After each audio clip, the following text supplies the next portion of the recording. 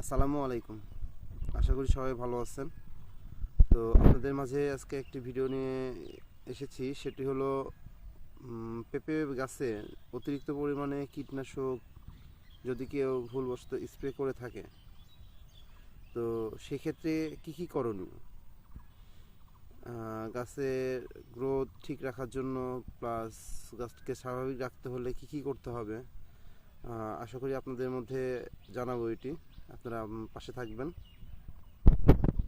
এই যে দেখুন, এই গাছটির অবস্থাটা দেখুন।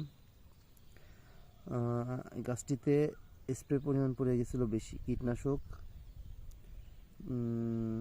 যে স্প্রে করছিল সে দিয়ে ফেলছিল বেশি মাত্রা, অতিরিক্ত স্প্রে দিয়ে ফেলছিল, যার দরুন দেখুন গাছের পাতা পুড়ে গেছে, নিচের পাতাগুলো পুড়ে গেছে। তো সেই ক্ষেত্রে আপনাদের এখানে করণীয়টা কি? আপনাদের প্রথম যে করণীয় সেটা হলো, দেখুন গাছের এই যে গাছের নিচে ঠিক এই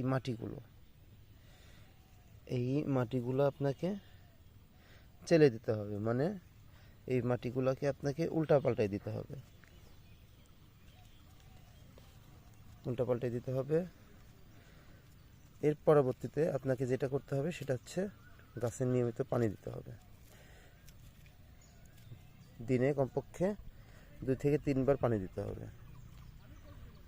এরপরে দিতে হবে সেটা হলো আপনাকে দিতে হবে হলো এবং সিলিটেড জিঙ্ক প্লাস জিঙ্ক এবং সালফার আপনাকে গাছে উপর থেকে নিচ পর্যন্ত স্প্রে করে দিতে হবে।